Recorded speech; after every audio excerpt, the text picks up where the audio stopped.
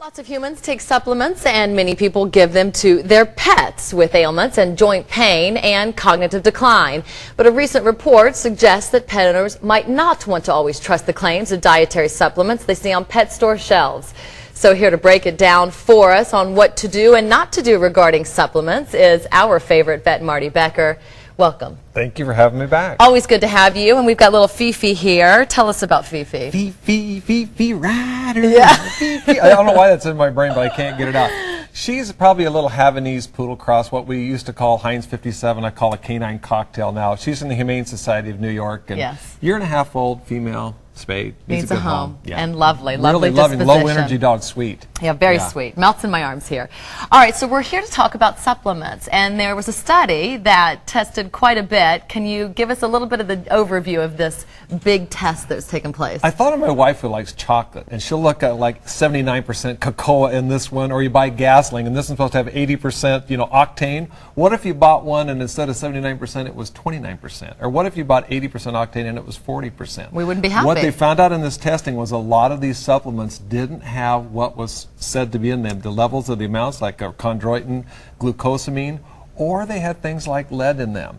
And if anything we learned from last year at the pet food recall, remember they put melamine in to pretend like it was protein? Yeah. We're going to talk about you really want to trust the manufacturer and follow the recommendation of a veterinarian. We know for a fact that the supplements that we humans take aren't that closely regulated by the FDA. Is it the same thing for pet supplements as well? Right. They don't have to prove efficacy or safety, and there's even less regulation on the veterinary side. They haven't been the tests, and it's harder to know the efficacy of that. So you really need to always come back to following the recommendation of your veterinarian. So what do we do? What do we do if we think Fifi or our pet at home has a joint problem or something that we want to give them supplements for? First thing is talk to your veterinarian. One of the things you'll fall into, your pet will be having a problem. You go to a pet store, this enthusiastic pet store employee might come up to you and say, listen, I tried this on my dog, it cured cancer. And you think, well, maybe it does. So you take it, and my dog used to itch and chew and scratch or did this, and I tried this herbal remedy for fleas and it worked.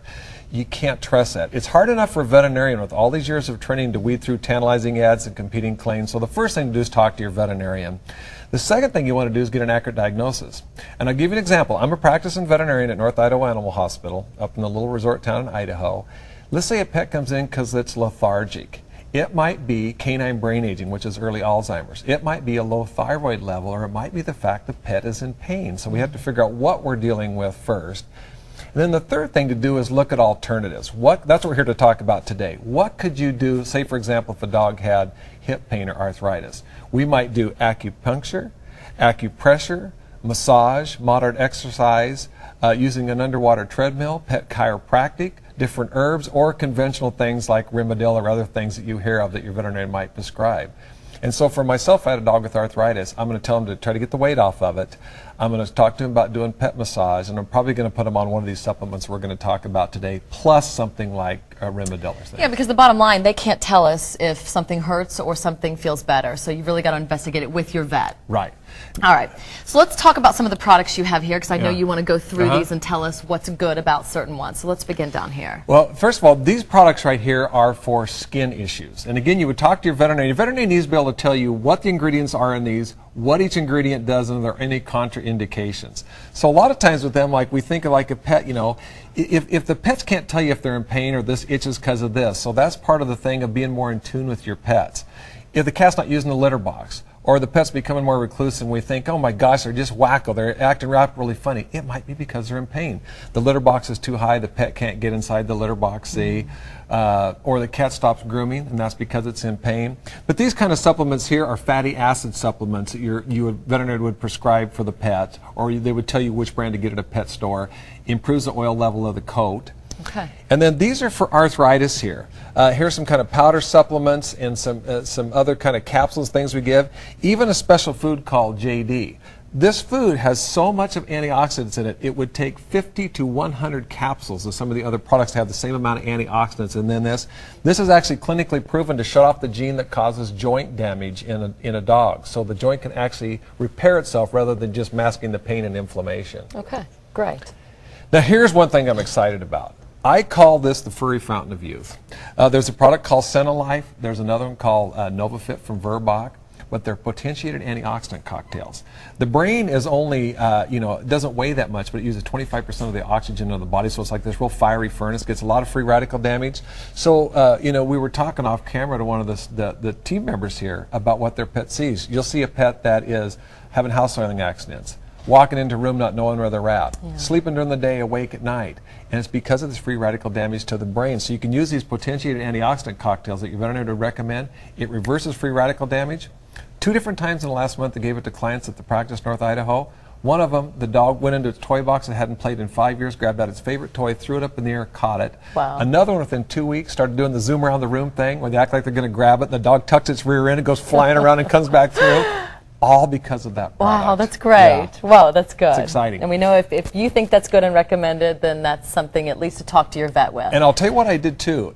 You think this is good for healthy aging, and what the veterinary behaviors are saying, why is it not good for healthy living as well? So I put all of our pets on these products as a preventive way. So all of our pets are getting these potentiated antioxidant cocktails. Great endorsement there. We've heard of things like Activa, right? And you see all these little studies that show if you use it consistently for 2 weeks, it improves your intestinal health. Yeah. Same kind of thing for pets.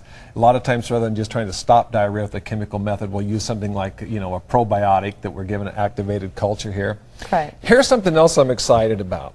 If you ever seen a picture of a mother dog nursing her babies, they're nursing and they have that little look, their little mouths are working like little machines and they're so content. Yeah. There's a pheromone the mother secretes called dog-appeasing pheromone. And there's a synthetic version of this that you can get, and what you use this for is a pet that has separation anxiety. You're working, your pet's home alone, they're doing an unwanted extreme home makeover, thunderstorm phobias, fireworks. You actually can use it like a diffuser like this. Now the cat one is the cheek hormone. When cats rub against you, on your ankles, or they go around furniture, that's called a cheek pheromone. But it comes in little diffusers like this. You plug in like a Bath and Body Works thing, and nobody comes in Heidi's house and goes, "Oh my God, you got synthetic pheromones in your house." You don't smell it, but they do.